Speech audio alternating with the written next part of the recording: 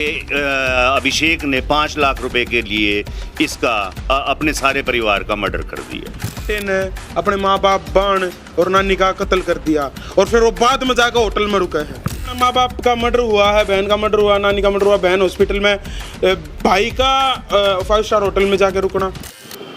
भाई 27 तारीख 8वां महीना 2021 की बात है, एक चोरा हत्याकांड होया था रोहतक के अंदर, जिसका जो आरोपी बनाया गया वो बेटा बनाया गया। क्या बताया गया पुलिस द्वारा?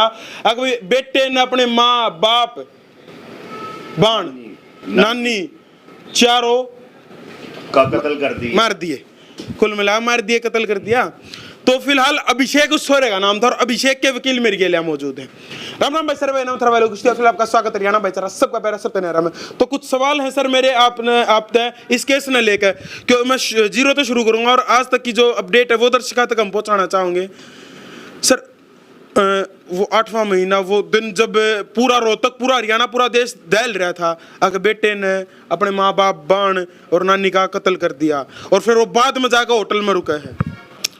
देखो 27/8 को तो सिर्फ देश या शहर दहला था इस बात से कि भी 4 लोगों का मर्डर हो गया, दिन दिहाड़े मर्डर हो गया। उस दिन तक आरोपी का नाम नहीं आया। उस दिन तक जो कंप्लेंट थी वो उसके लड़के के मामा ने दी थी अज्ञात लोगों के खिलाफ, अज्ञात मोटिव के। उसका अभिषेक का नाम 31 तारीख को 4 दिन की चुप्पी तोड़ के परवीन ने कहा कि अब मुझे शक है कि अभिषेक ने 5 लाख रुपए के लिए इसका अपने सारे परिवार का मर्डर कर दिया। 5 लाख रुपए के मैटर था जी। 5 लाख रुपए उसको चाहिए थे कि उसने अपने दोस्त को उधारे देने थे, जबकि उसके पास घड़ी 2.5 3 लाख की घड़ी, 10 15 लाख की उसके पास गाड़ियां और दुनिया भर की उसके हाथ के अंदर ज्वेलरी वगैरह जो है, इतने तो उसके हाथ में पैसे थे जितने उसको उधार देने थे। अच्छा, मतलब लेकिन अगर बात कराऊं उस लड़के के अभिषेक की, हम इंस्टाग्राम प्रोफाइल अगर उसकी देखें तो गन्स के साथ उस लड़के की फोटो वायरल होना, बाबू का केक कटवाना, कहीं ना कहीं प्रवृत्ति तो नजर आवे उसमें। प्रवृत्ति अगर नजर आएगी तो जो संस्कार माँ बाप देंगे उस संस्कार में अगर बच्चा भी ये बात कर लेता है तो उसकी आदत नहीं मान लेनी चाहिए। कई दफ़ा आदमी जोश के अंदर शौक पूरे करने के लिए ऐसे फोटो खिंचवा लेता है। तो ये बात निकल आगे क्या मामला है, पुलिस कितना साथ दे रही है, पुलिस कितना विरोध में? क्योंकि आपने प्रेस कॉन्फ्रेंस करी, मैंने देखा पुलिस के ऊपर भी कई आपने क्वेश्चन मार्क लगा दिए। नहीं, मैंने तो पहले दिन से ही ये कहा है कि इस केस के अंदर तफ्तीश जो है, इन्वेस्टिगेशन जो है वो बड़ी लापरवाही वाली हुई है और 7 दिन के अंदर 6 दिन के अंदर इस केस को एक साइड लगा दिया ये कह के कि जी इसमें आरोपी अभिषेक है, जबकि उसका मामा शक जाहिर कर रहा है बाकी दोनों के ऊपर भी। तो मेरा इसलिए है, हमने इस बात का सवाल नेशनल ह्यूमन राइट कमीशन के पास भी उठाया, हाई कोर्ट में भी उठाया और जहां से क्राइम ब्रांच को भी गई और एक सिट भी हाई कोर्ट ने कॉन्स्टिट्यूट करी और ऑनरेबल ट्रायल कोर्ट के सामने भी मैं point to point, day to day notice में ला रहा हूं कि कैसे इस केस की तफ्तीश जो है वो झूठी है और इसको झूठा फंसाया गया। मतलब आपका कहना है झूठा फंसाया, तो फिर असली कौन है जिसने कराया? देखिए ये काम मेरा नहीं है, पुलिस को तफ्तीश सिंसियरली करनी चाहिए थी। आपके पास ऐसे के सबूत है कि ये झूठा फंसाया है? मैं जो सबूत हैं उन्हीं को कोर्ट में ही रखूंगा, इसका फैसला कोर्ट करेगी।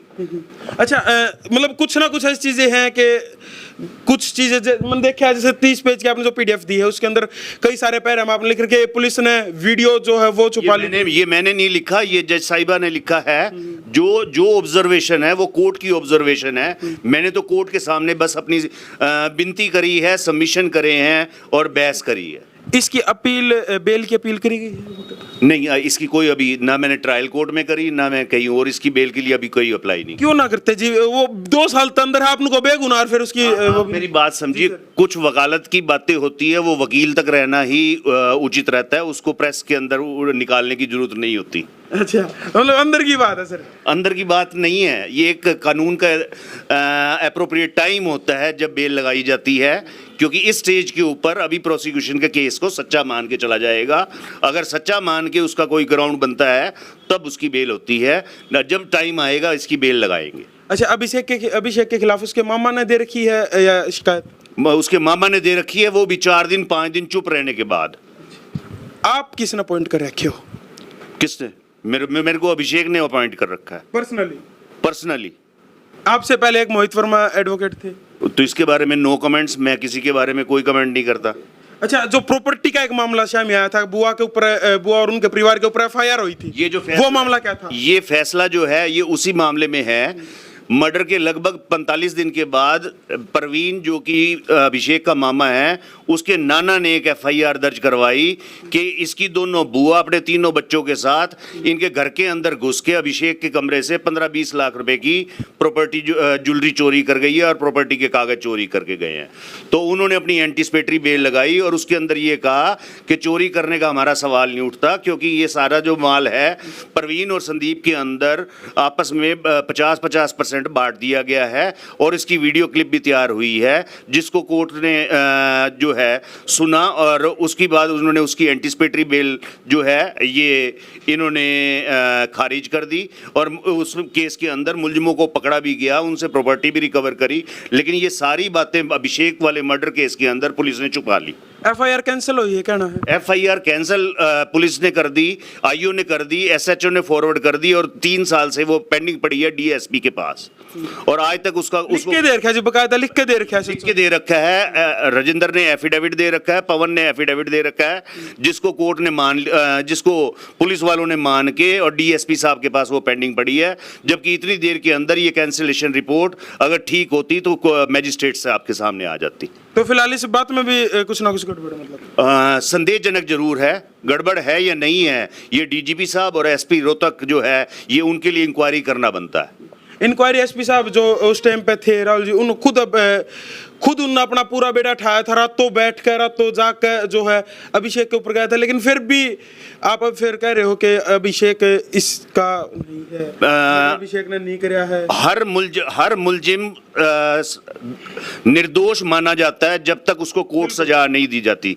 तो मैं आज की डेट में अपने क्लाइंट को बेगुनाह कह रहा हूं, चाहे वो आरोपी जरूर है। हाँ, आरोपी है, लेकिन सर एक चीज, वैसे भी आप लॉयर हो, बड़े सीनियर लॉयर हो, हमारे एज से ज्यादा आपने एक्सपीरियंस है, लेकिन एक चीज देखना, माँ बाप का मर्डर हुआ है, बहन का मर्डर हुआ, नानी का मर्डर हुआ, बहन हॉस्पिटल में, भाई का 5 स्टार होटल में जाकर रुकना। आपको शायद इस बारे में पूरी नॉलेज नहीं है कि ये मर्डर 27 तारीख को हुआ है। 27 तारीख के बाद वो सारा टाइम जो है 31 तारीख तक वो अपने घर में ही रहा है, किसी 5 स्टार के अंदर नहीं रहा। वो सीसीटीवी फुटेज वायरल हुई थी, वो क्या चीजें थी सर? वो सीसीटीवी 27 तारीख से पहले की वो होटल की है और वो भी 5 स्टार होटल नहीं है, रोहतक के अंदर 3 स्टार होटल भी नहीं है। इस वक्त वो पराडा होटल में रह रहा था, वहाँ उसका दोस्त आया हुआ था। अच्छा, तो मतलब वो पहले की वो बातें सिर्फ फैलाई जा रही थी, क्योंकि जनता को जो दिखाया गया है मीडिया के थ्रू, वो यही दिखाया गया था उस टाइम पे कि भाई मर्डर के बाद गया है अभिषेक। ये तो मीडिया की जिम्मेवारी बनती है कि कितनी खबर को सच मान के कितना उसको जनता के बीच में लाया जाए और मीडिया की भी उतनी ड्यूटी बनती है कि सच की तह में जाए। बिल्कुल बिल्कुल सही बात है। अच्छा सर, मेरा एक लास्ट क्वेश्चन और है, कब तक आपको लगता है गवाही वगैरह शुरू हो जाओगी, क्योंकि अभी तक गवाही भी उम्मीद करते हैं, क्योंकि कोर्ट सारी हमारे देश की और ख़ास तौर पे हरियाणा की कोविड के बाद सारी कोर्ट्स बहुत ज़्यादा ओवरलोडेड है। हाई कोर्ट के डायरेक्शन वाले केस पेंडिंग पड़े हुए हैं। प्रायोरिटी के ऊपर हमारी सारी कोर्ट जो है अपना काम कर रही है और इस केस को भी प्रायोरिटी के ऊपर लिया जाएगा, बाकी केसों के साथ लिया जाएगा। अभी जैसे आप कहो कि डीजीपी साहब ने इस चीज़ के ऊपर संज्ञान लेना चाहिए, होम मिनिस्टर जी ने भी संज्ञान लेना चाहिए। नहीं, मैं नहीं कह रहा, इसकी कॉपी डीजीपी साहब को भेज दी गई है, एसपी साहब को भेज दी गई है। अब अगेन क्वेश्चन यही उठता है कि पुलिस कितनी एक्टिव है, डीजीपी साहब कितने एक्टिव हैं, वो इस बात का कितना संज्ञान लेते हैं, हमारी हरियाणा गवर्नमेंट इसका कितना संज्ञान लेती है, हमारे ऑनरेबल होम मिनिस्टर साहब इसका कितना संज्ञान लेते हैं, हमारे होम सेक्रेटरी इसका कितना संज्ञान लेते हैं।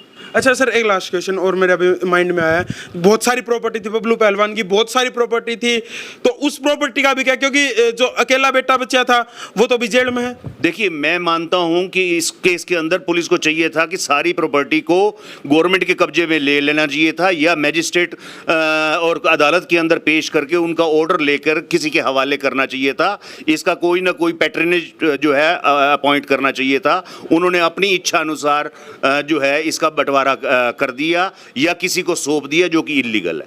मतलब सौंप भी गई है ये प्रॉपर्टी पुलिस ने अपने आप ही सौंप दी, वरना मकान जो है किसको सौंपी गई सर? जो इसके अलग अलग वर्जन आ रहे हैं, कभी कोई किसी को कह रहा है, कोई किसी को कह रहा है, और जो कहानी है बाकी सारी आप जजमेंट पढ़ लेंगे तो उसमें पता चल जाएगी। चलो मैं जजमेंट का जो लिंक है वो भी इसके साथ साथ लगा दूंगा। बहुत बहुत धन्यवाद मलिक साहब। धन्यवाद।